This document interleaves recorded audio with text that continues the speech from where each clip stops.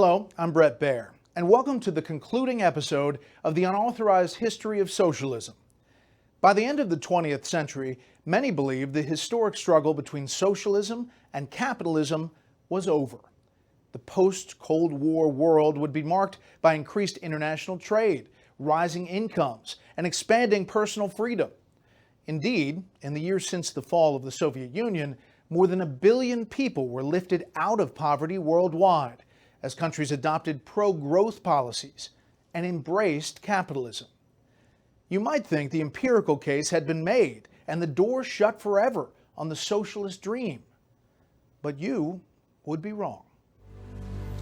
We know big government does not have all the answers. We know that with the new millennium just 4 years away, President Bill Clinton used his 1996 State of the Union address to set a new course for America in the century to come. His message was clear. The era of big government is over. The philosopher Francis Fukuyama famously declared that history itself had ended. Western liberal democracy had emerged as what he called the final form of human government. By the end of the Cold War, communist regimes had killed an estimated 100 million of their fellow citizens. But did the collapse of communism really mean the end of socialism? The fall of communism at the end of the 1980s, celebrated at the time as a great victory for the right and for capitalism and for a defeat for socialism, actually, I believe, for socialism in the West, was a huge liberating moment, because from that time you were free of that contamination. You were free of that guilt by association. You had to be taken on your own terms, and that deprived the right of a major chunk of its armory. Sure enough, far from being dead, social democratic parties made a comeback across Europe. By the late 1990s, they governed 12 of the 15 states in the European Union. But many of these parties looked less and less like the socialists of the past. I do hereby declare that Anthony Charles Linton Blair has been duly elected. The most daring revisionist was Britain's Tony Blair, who led Labour to victory in 1997. The party that Blair envisioned was a far cry from that of Clement Attlee, who had nationalized banks, coal, steel, and railways. We always said that if we had the courage to change, then we could do it, and we did it. What we wanted more than anything else was to be back in government, and it seemed that Tony Blair would do that by making what amounted to a clean start. Many Labour Party people did not realise how much of social democracy he intended to abandon. Blair won his first Parliament seat in 1983. He was just 30 years old. But he was bucking the national tide. Margaret Hilda Thatcher, Conservative Party. Labour's fortunes were near the lowest point ever. 616. And the party ticket was trounced by the Conservatives. In 1994, the party turned to Blair, who wanted profound changes in its platform. I therefore declare that Tony Blair is elected leader of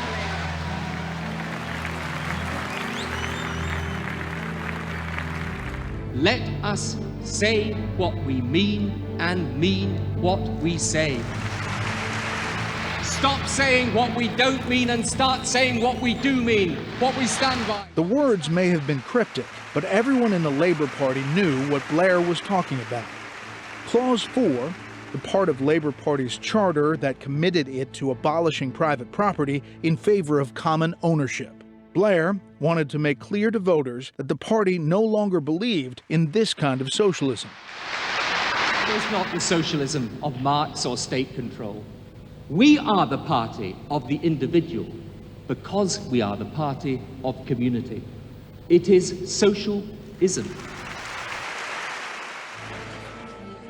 The following year, Labour delegates gathered at Methodist Central Hall in Westminster, where the original Clause 4 was adopted 77 years before, to vote on Blair's new language.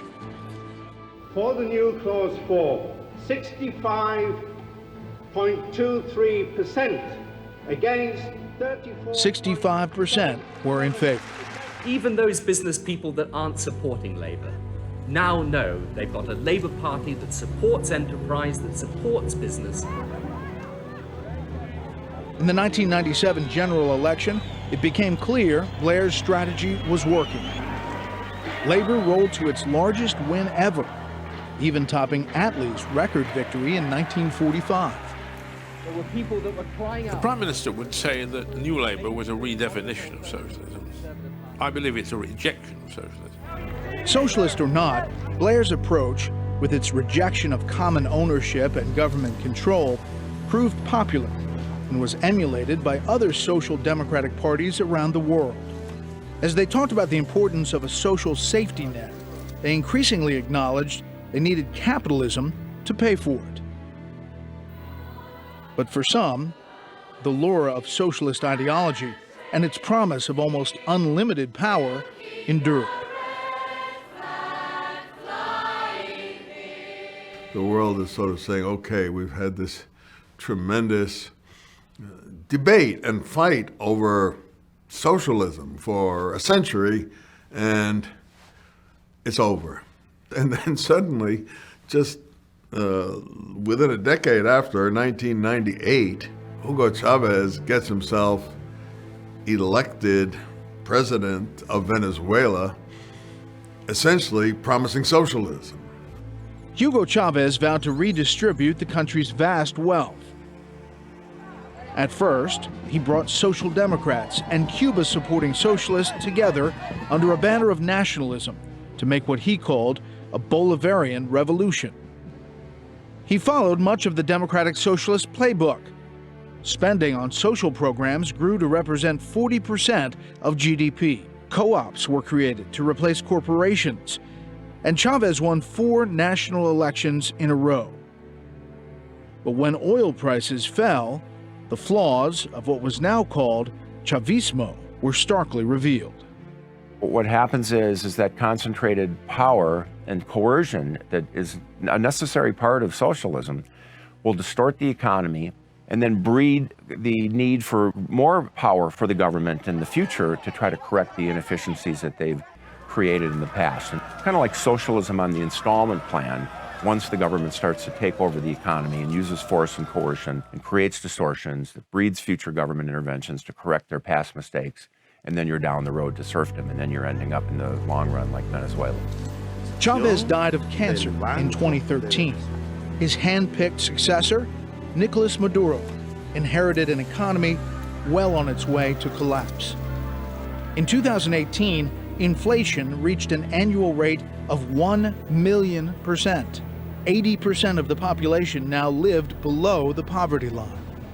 There was a study a year ago which found that the average Venezuelan had lost almost 20 pounds just from hunger. The country is a complete wreck. Food is very scarce. Medicine is hard or impossible to come by. There's, as well as ordinary things like soap and toilet paper and so on that people just can't get. And the result is the country is disappearing. That is, in the last 3 years, 15% of the population of Venezuela has fled Venezuela. The economy imploded and the country has collapsed to the point that it is generating more refugees now than the Middle East, than Syria, extraordinarily. It's been a catastrophe, and it's a catastrophe that was predictable if you understood what socialism does. This, I think, is important because so few people on the left in Europe and in the United States recognized Chavez for what he was. In fact, at the time that I was predicting disaster for Venezuela, a whole bunch of people on the left were celebrating Chavez as the future of democratic socialism and writing love letters about the regime. And in a period of a unipolar world, Chavez strode the world, spoke up for the Palestinians, spoke up for the poor around the world, and in inspiration to all. One of those democratic socialists who supported Chavez was Labor MP Jeremy Corbyn. There is a different and a better way of doing things. It's called socialism. Jeremy Corbyn combined a commitment to socialist policies at home with support for left-wing causes overseas. He devoted himself to Castro and Chavez in Latin America, as well as radical Palestinian groups like Hamas and Hezbollah. Corbyn was, for a time, viewed as a fringe player in British politics. The reforms within the Labour Party, enacted by Tony Blair, seemed firmly entrenched. So it seemed as if Labour had escaped from the threat from the left and had become something like a liberal party with almost no remaining commitment to the idea of the collective ownership of the means of production. And then it all went horribly wrong. And I'm therefore delighted to declare Jeremy Corbyn elected as leader of the Labour. Those old leftists had not gone away, and finally, under Jeremy Corbyn, they worked out how to take over the Labour Party by essentially enrolling as members a whole bunch of people who were essentially Trotskyists or similar, and achieving a totally unexpected victory in a leadership contest that Jeremy Corbyn was certainly not expected to win, but did win. We're strong enough and big enough and able to do that. That is what we're about. There is no going back. Soon the country was roiled by what came to be called Brexit, the 2016 referendum to leave the European Union, and the ensuing debate over how to manage the transition to a post-Brexit world. Most Labour Party members of Parliament were appalled by Corbyn's radicalism and cast a vote of no confidence in his leadership. But party rules threw the final decision back in the lap of the activists, and Corbyn was re-elected party leader. What Jeremy Corbyn was out to do, or as at least the first installment of marching to socialism, was to completely repeal the Tony Blair legacy. And it was symbolized by Tony Blair had gotten the party to repeal the famous Clause 4 in its constitution, which called for the public ownership of the means of production, distribution, and exchange. That symbolized the turn away from socialism of the Labour Party. Corbyn was probably the most left-wing leader in the history of the Labour Party, so it was a complete reversal that was at least attempted by Corbyn. In 2019, Corbyn once again led his party in national parliamentary elections, this time against Boris Johnson, who ran on a platform of, as he put it, extolling the merits of free market capitalism. Would offer. They want to bring back exchange controls to try and limit the damage. I mean, can you imagine exchange controls? They got rid of exchange controls in Angola. It would prove the ultimate test of Corbyn's new Labour coalition, now based in urban areas and built around a platform of radical environmentalism, nationalization of major industries, and democratic socialism. The outcome was a landslide. The December 2019 general election in Britain was the biggest disaster in the history of the Labour Party. It was the worst result since 1935. And it gave the Conservatives an even bigger victory than they won in 1979 when Margaret Thatcher came to power. The key message is, if you look back over more than 40 years, as a British political analyst put it, the record of the Labour Party is loss, loss, loss, loss, loss, Blair, Blair, Blair, loss, loss, loss, loss, loss. So there's a pretty clear message there of what kind of message from the Labour Party is likely to get it back into power, if it ever is going to be back in power.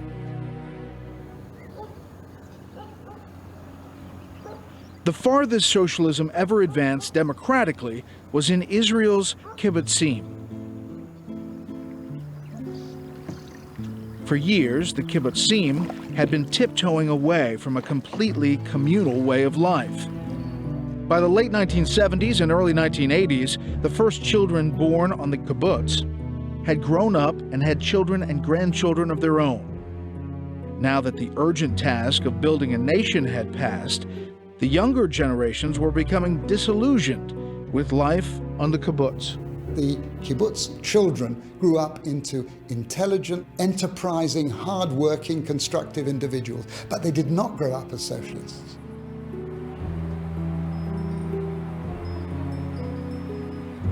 Moshe Abbas's daughter, Noah, was one of those who considered leaving. I think the kibbutz is generally not natural. It goes completely against nature. It's the complete opposite of human nature. Because you work very hard and give everything you've got. You work at several jobs, and in return you get the same as someone who doesn't work. To keep skilled workers, Guido Sar and other kibbutzim began paying salaries based not on need, but on market value. They even began to hire foreign labor for the lowest paying jobs. They brought in advisors from the outside that said, well, the guy who's looking after the kibbutz gardens is worth this and this per month. The teacher in the school is worth so much, and the childcare worker in the kindergarten is worth this much. And everyone got their own wage. That, to my mind, is the crucial change in the kibbutz. When the principle of from each according to his ability to each according to his needs was changed, and people got what they earned.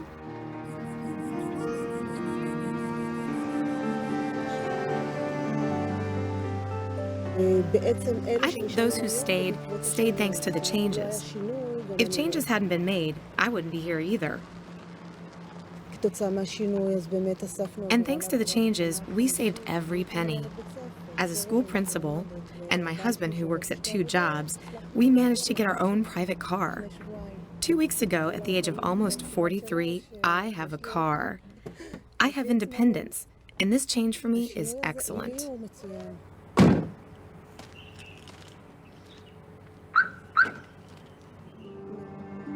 Well, to my mind, the experience of the kibbutzim really completes the story of socialism. The kibbutzim were like a laboratory experiment.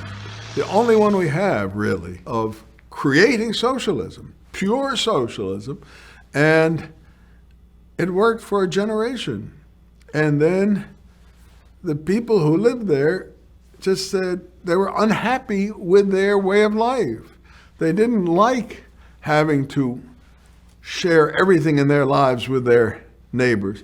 And I think there's a big lesson there about human nature, which is, it is true, and this is part of the core appeal of socialism, that human beings are social animals, that we need other human beings. We need both in a practical sense, but also in a psychological and spiritual sense.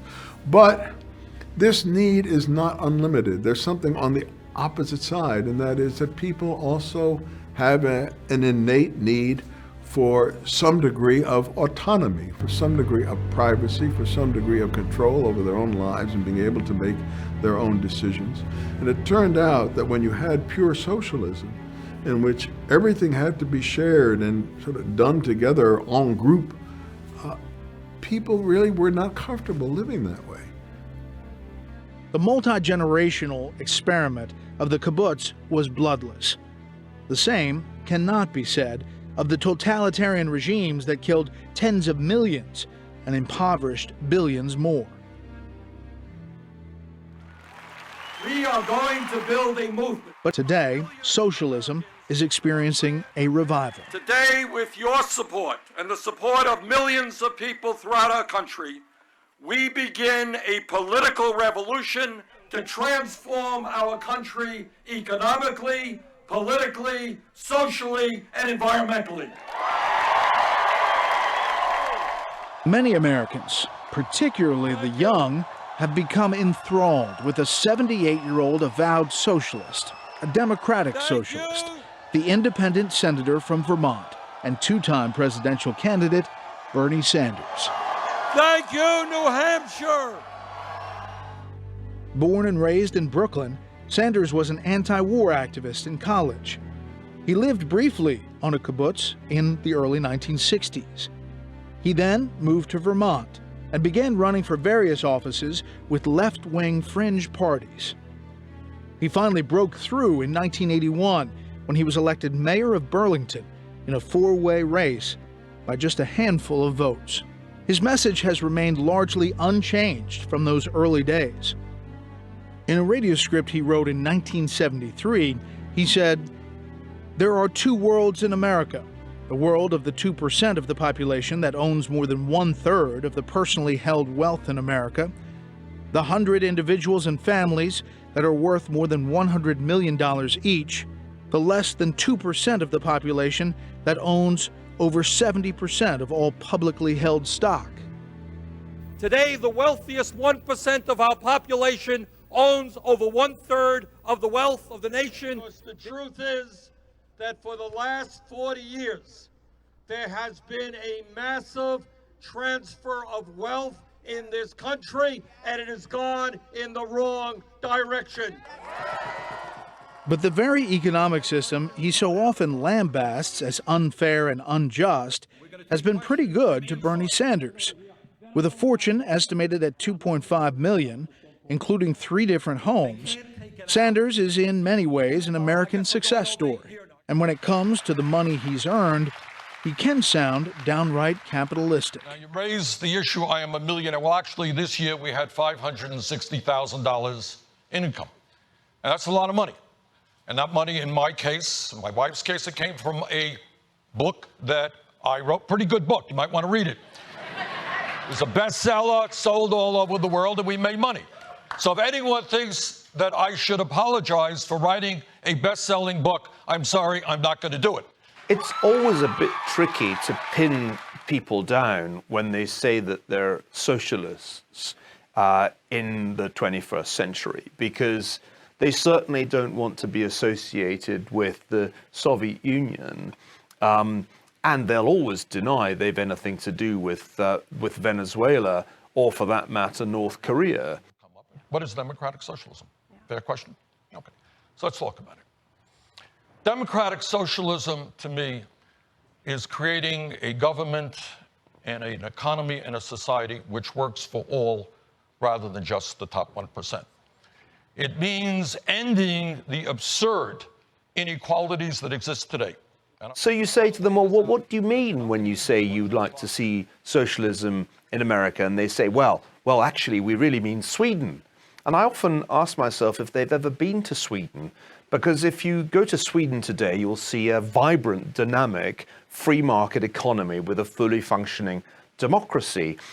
It's actually ranked in the top 20 market economies by the Heritage Foundation, which is not exactly known for its support of socialism. A just society, a loving society, is one that guarantees health care to all people. On one point, socialists have been consistent, however. The focus of their efforts is on the redistribution of wealth, not its creation. Young, tech-savvy democratic socialists like Alexandria Ocasio-Cortez argue that we now live in a world of such abundance that all we have to do is get the sharing part right. Actually, like, one of the reasons that this ideology or questions of whether you want to call it democratic socialism or techno-futurism or like whatever it is because our technological advancement as a society has outpaced our system for handling finite resources, because now we are approaching infinite resources. And capitalism is based on scarcity. And what happens when there is enough for everyone to eat? What happens when there is enough for everyone to be clothed? Then you have to make scarcity artificial. And that is what has happened. We have created artificial scarcity, and that is why we are driven to work 80 hours a week when we are being our most productive at any point in American history. And so we should be working the least amount we've ever worked if we were actually paid based on how much wealth we were producing. But we're not. We're paid on how little we're desperate enough to accept. And then the rest is skimmed off and given to a billionaire. The democratic socialists, I guess, are repackaging socialism to try to present it to the American people, especially young people, as some kind of idea that might work if they just get the details correct, or if they just have the right central planners or the right bureaucrats. or the right policymakers or the right politicians. But we are going to win because we have the agenda that speaks to the needs of working people throughout this country. Health care is a human right, not a privilege.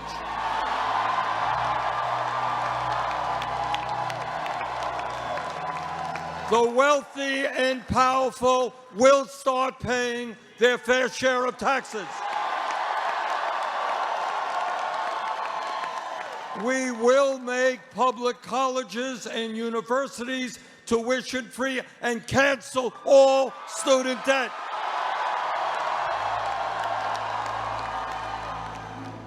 Socialism destroys nations, but always remember freedom unifies the soul. And so a debate that many thought was over, an argument based on seemingly abstract theories of human nature, but with real-world consequences, starts again. 132 lawmakers in this room have endorsed legislation to impose a socialist takeover of our healthcare system, wiping out the private health insurance plans of 180 million very happy Americans. To those watching at home tonight, I want you to know we will never let socialism destroy American healthcare. Joseph Schumpeter, who was one of the great 20th century thinkers on this subject, had a great answer to the question, why does socialism keep on coming back, even when it seems to have been defeated? And his answer was this, that there are three things that allow socialism to make these comebacks. The first is that capitalism's creative destruction, that was his famous phrase, will always generate losers. There will always be people whose lives are disrupted as the process of economic innovation takes place, and that will be a constituency for socialism. Then he said academics will always be attracted to socialism, and so universities are bound to be these places in which left-wing ideas are promulgated, because few institutions are more insulated from the market and from economic reality than universities. And finally, he said, there will always be a state bureaucracy of people who want to increase the scope of the bureaucracy. So Schumpeter argued that even although socialism was bound to fail wherever it was tried, because centralized planning could never deliver the results of a market economy, the creative destruction, the losers of creative destruction, plus the professors, plus the bureaucrats, would guarantee a constituency for socialism for the rest of time. And I'm afraid that's why it keeps on coming back. Just when you think, like Glenn Close in Fatal Attraction, it's dead. From its beginning, socialism was based on mixing the power of faith with the science of economics. Faith dictated that a new man could be created, one who would serve the collective rather than his own God or family. And science would allow men to direct economic activity. The result would be a sort of heaven on earth. America has seen socialism's rise, its decline, and may be witnessing the cusp of its rebirth. How we respond may well define the world our children inherit. I'm Brett Baer. Thanks for watching.